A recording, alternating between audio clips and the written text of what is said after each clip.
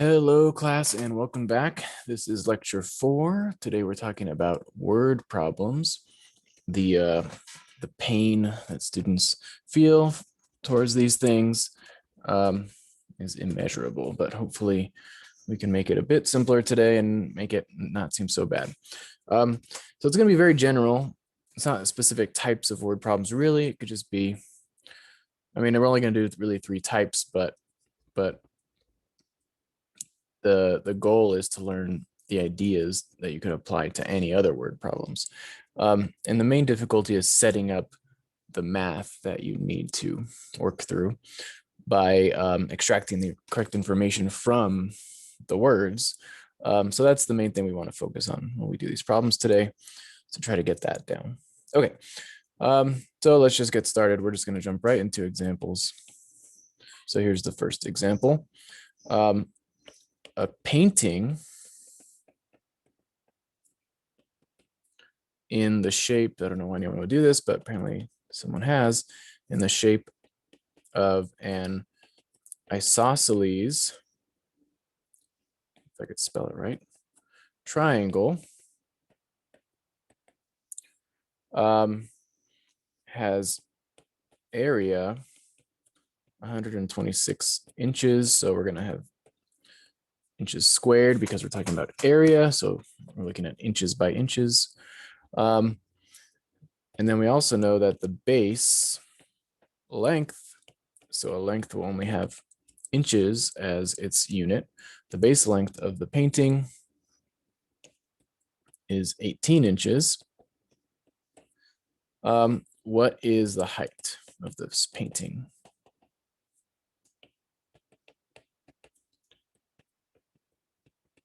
Okay, so this is the problem that we are looking at. So lots of things going on here. The general rule for word problems is you really got to figure out exactly what you're looking for. And that usually comes at the end. What is the height of the painting? That's what we're looking for. So our final answer should be some kind of height. And you should be saying what it is. So if you didn't do that by the end, then you did something wrong. Okay. And how do we get to that answer? Let's see. Well, what we're going to do is we're going to extract some information from the words. So let's extract things we know. One big thing is to not panic. People panic as soon as they read words and math together, but it's not as bad as it seems. You just got to not panic and just work through it slowly. Okay, so what do we know? Well, we know that the painting is in the shape of an isosceles triangle. So I'm going to just draw an isosceles triangle, which, if you don't remember, is a triangle where two sides are exactly the same length. So we have a painting, it's in this shape, and what do we know about it? We know that its area equals 126 inches squared. That just means like how much stuff is in this triangle. So it's the amount shaded. So we know that that is 126. Okay. What else do we know? We also know that the base length is 18 inches. So let me just draw a bigger triangle so we can work with it better. So the base length, that just means how far it is from here to here. That's going to be 18 inches. So we know that that length is 18. We know that the area is 126. And now we should be able to write down, in context of this picture, what it is we are looking for. So we are looking for the height. So what is the height of a triangle? That's this length. The length from the top to the bottom, straight down, that's the height.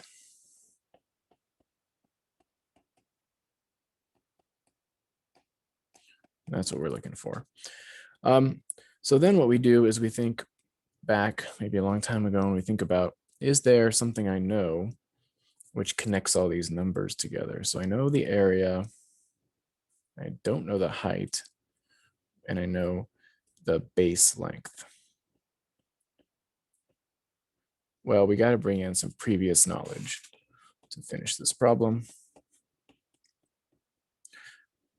Previous knowledge, which you may or may not remember, but you've definitely seen before, which is that the area of a triangle, you can actually calculate this very quickly.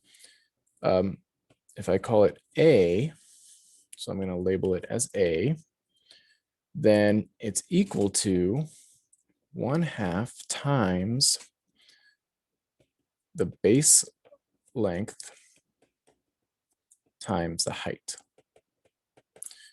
But what people do is they don't want to write base length or height every single time.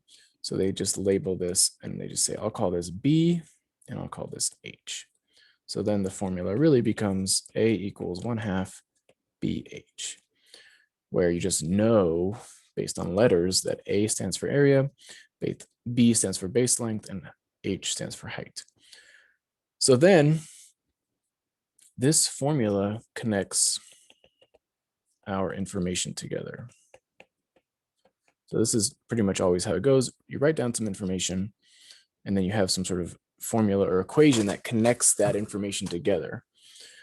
So let's just put what we know in here. So I know that A should be 126. When I'm actually working with the equation, I'm going to drop the units just because they'll get in the way, and then put them back in at the end. And I know my base length is 18. So all I'm going to do is put that in and then see what the formula becomes. 126 equals 1/2 times 18 times H. And at this point, the formula sort of guides what we need to do. The formula is saying, like, I don't know H, but I can solve for it because I know everything else. And if you look back at the question, that's actually what we need to do anyway. The question is saying, find the height. And that really means find H in this equation. And the equation is already guiding us to do that anyway. Okay, so we're going to solve this for H. So all we got to do is simplify a little bit. 126 equals, so 1/2 of 18 is 9. And then to solve for H, I just have to divide by 9 on both sides. And you might not know what that is off the top of your head, and neither do I, but luckily I have a calculator, and that's going to be 14. And now I'm going to answer the question completely. The height of the painting is 14 inches. So I'm going to put it back into context, which is important, not to just leave it as 14 equals H. Okay, to fully answer the question, you have to really say it as a sentence in context. So make sure to do that for all these word problems we're going to do. Okay, that's the end of that one. So next one, not really related other than the fact that a shape appears, but different sort of style, different information provided to you. Okay, so let's move on to it. The length of a rectangle this time is 6 centimeters. So right off the bat, I'm going to tell you, I'm never going to make you convert units. That's the most annoying thing to do. It doesn't really help you learn math. So all our units are never going to need to be converted.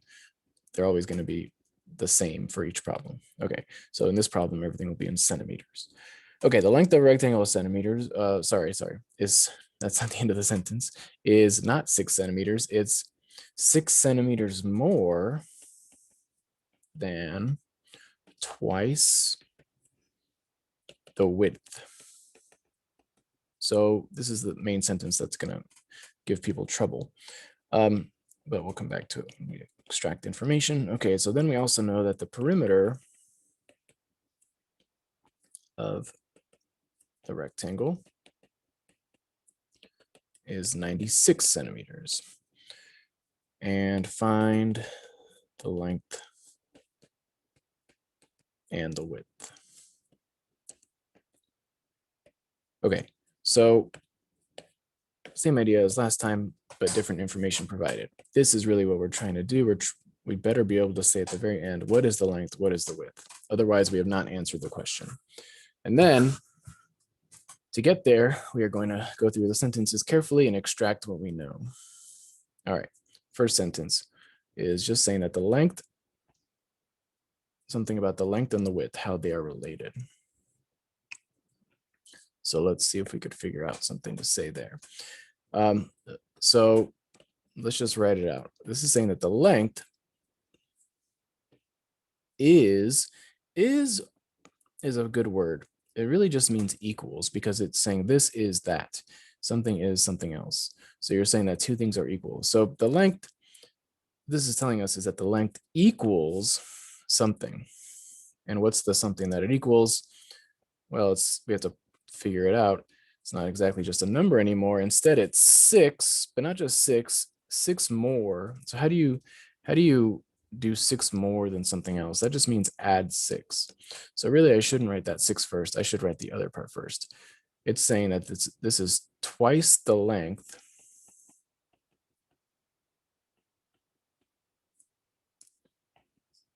plus 6 more, because it's 6 more than twice the length. But sorry, the width, not the length. But of course, writing out words is nice for saying what's going on, but it doesn't really help us do math. So what we really need to do is write down some letters, some variables that say what things are for us, so we don't have to write like this. So really what we should do is we should call the length something and the width something, some sort of variable, and then our equation will look much nicer.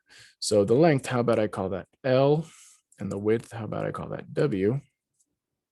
So then this equation is really saying that whatever number L is, I don't know what it is, but I know that it's 6 more than twice the width. So it's 6 more plus 6, then what? Well, twice the width, that just means 2 times W. Twice means double, means you're multiplying by 2. So this is really the equation that comes out of that first sentence. And it certainly doesn't help to draw a picture of the shape that we're dealing with. So I can also do that. And that's definitely going to help in the next sentence. So we have a rectangle. We have its width, which is the same on both sides there, and its length, which is the same on both sides there. And now we know how L and W are related. But to really finish the problem, we also need to use this other sentence here. The perimeter is 96. So now we do have just that something equals a number. But I'm not going to leave it as perimeter. I'm going to call it P. So then I'm really just saying P equals 96. But what is the perimeter? This is now where we have to go back and remember a previous fact, just like in the previous problem. We had to remember what the area of a triangle was. Now we got to remember what the perimeter of a rectangle means. What does that really mean? Well, the perimeter means the total length of the outside of the shape. So you can imagine a little guy walking across this rectangle, how much distance he's going to cover if he walks all the way around it. That's the perimeter, how long it is all the way around. So how long is that? Well, it's 96, but it's also something else for a rectangle. Let's say I start here on the rectangle and I walk around it again, like I was saying. If I walk this much, I've walked the length of W. And then as I keep going, I can just keep adding how much I walked. So then I've added an L there by walking across that top length. And then as I go down, I walk another W. And then as I go around to come back to the start, I walk another L, which we can combine the L's because there's 2 of them, and combine the W's because there's 2 of them, and get that this is 2W plus 2L. And now we know that that is what's 96. So that is going to be our Next step, replace P with 96 because that's what we know what it is. Okay, so now let's just summarize what we know. We know that 96 equals 2W plus 2L, and we also know this other equation that I wrote down earlier. I haven't used it yet, that L equals 2W plus 6. So the idea here is I need to now combine these two pieces of information. And the way we do that is we know that 96 equals 2 times the width plus 2 times the length, but we now know that the length is actually something else and we can replace it. Or people call it substitution. So we can replace the length with 2W plus 6. So then what do we get? 96 equals 2W plus, we're just going to do it one step at a time. Very important to keep the parentheses here because that L is being replaced by this entire 2W plus 6. So that 2 that's on the outside needs to be multiplied to the whole thing. So please, please, please do not forget these parentheses. Please do notice that if I got rid of those parentheses, this is a totally different thing because this is just going to get you 4W plus 6, but it's supposed to be 2 times the whole thing, which you now need to distribute the 2. So you're going to get 4W plus 12 instead, which is what we are supposed to do. Okay, so now this lets us solve for W. So that's part of the goal, is to figure out the width, aka W, and then we'll do the other part after.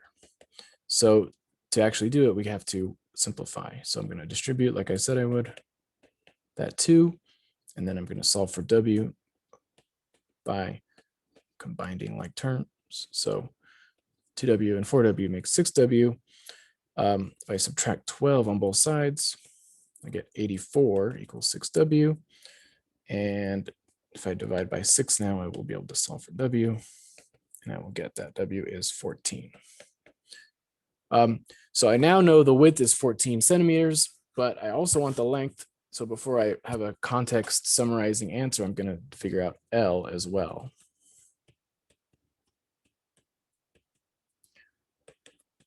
And we can just use what we got because we already know how L relates to W. Secretly, this is a linear function, if you remember what we've been doing, but instead of X and Y, it's W and L. And so if I know my W, I can figure out my L. So I know W is 14, so then I can figure out that L is 2 times whatever W is plus 6.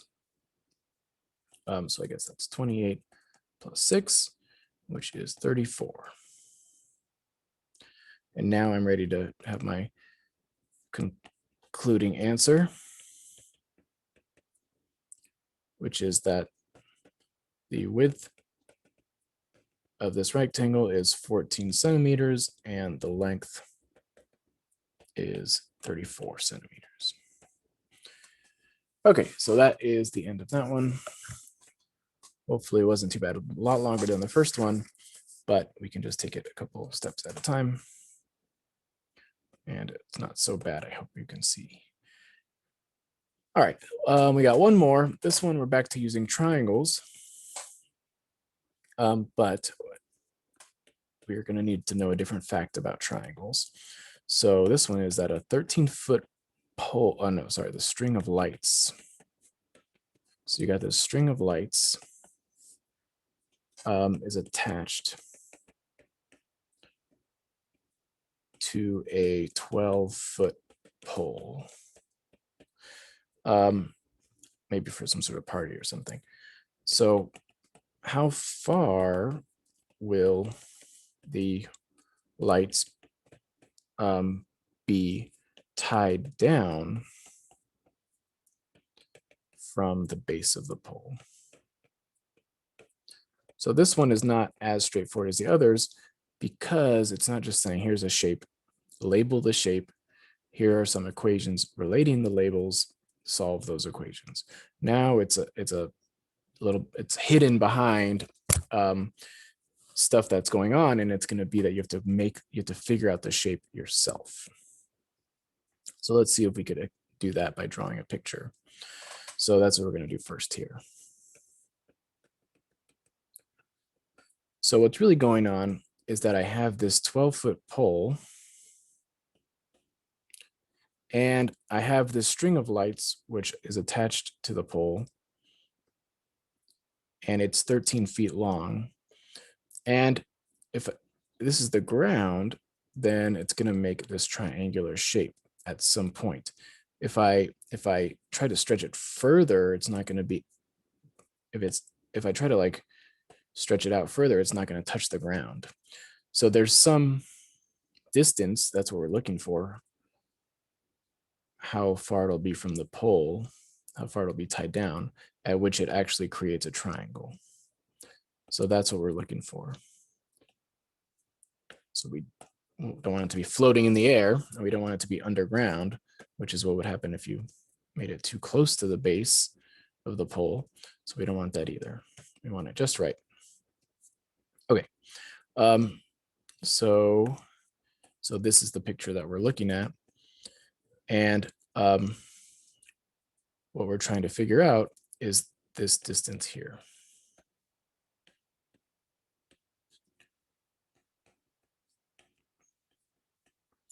Okay, so because this pole is, I'm assuming straight up and down, it's going to create a right angle with the floor. So hopefully the pole is not tilted sideways and it's just going straight up, in which case you get this 90-degree angle. And so you get a right triangle, which are very important kinds of triangles. Okay, so this is the setup. It's a bit different than last time because you're not just given the shape, you are drawing the shape from the context clues and labeling it properly. And then figuring out what the question wants becomes looking at the picture and sort of seeing what's missing. So we don't know the base length, and in fact, that is what the question wants, because it wants to know how far you're tying the string down, which would be here. How far is that from the base of the pole, which would be there? Okay, so that's what we're going to figure out. And this one just requires one little formula for you to remember, one very important one, which comes from the Pythagorean theorem. So this is the previous knowledge step again. So you may or may not remember this Pythagorean theorem.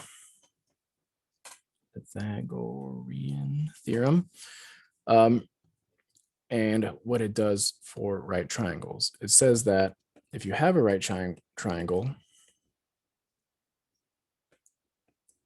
like this, if it's a right triangle, then you get to automatically say that a squared plus b squared equals c squared. And we are in this situation. I just haven't labeled my base length. I'm going to call it b. So let's call this b. And then the Pythagorean theorem says that if I call a 12 and I call c 13, then I can write this equation down. So just to be extra clear, though, what's going on is it's always that the shorter two sides are a and b. Doesn't matter which one you call which, but it does matter which one you call c. And the long side is c. It's also called the hypotenuse. Okay, so we are in that situation, though. So now I can say that 12 squared plus b squared, I don't know what b is, equals 13 squared. And then I can solve this for b now, just by simplifying. So 12 squared is 144. 13 squared is 169. If I now just subtract 144 over this subtraction gives me 25. So b squared is 25. And so to solve for b, all I have to do is square root both sides. And I get the square root of 25 is 5. And so that's my base length. So in context, the distance from the pole to where the strings are tied down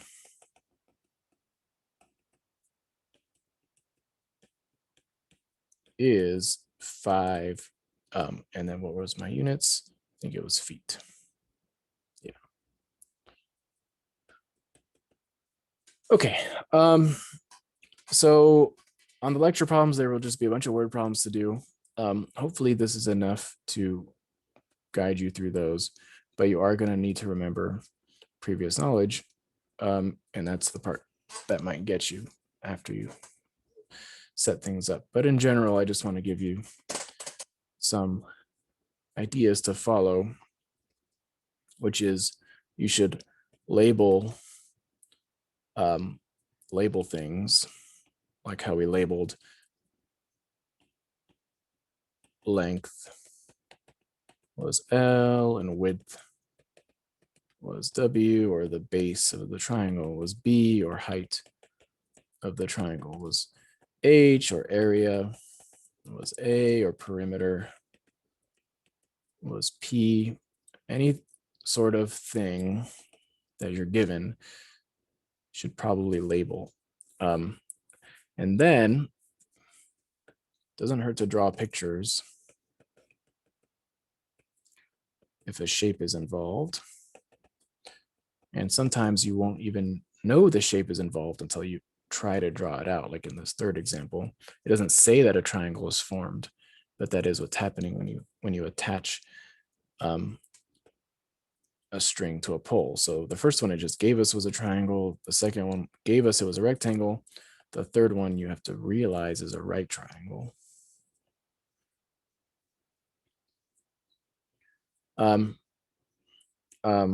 Determine, you should always be able to like say what you're solving for. So you should be able to say like, okay, I need to figure out what the height is. I need to figure out what the base is, or the length, or the width. You should be able to extract that from the word problem once you've labeled things.